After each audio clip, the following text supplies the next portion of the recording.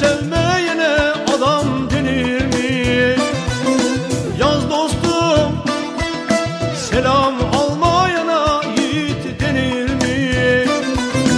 Yaz dostum, altı üstü 5 metrelik bez için.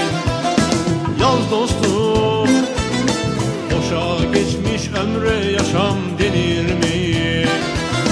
Yaz tahtaya bir daha, tut defteri kitabı, sarı çizmeli Mehmet Ağa bir gün öder hesabı. Yaz tahtaya bir daha, tut defteri kitabı, sarı çizmeli Mehmet Ağa bir gün öder hesabı.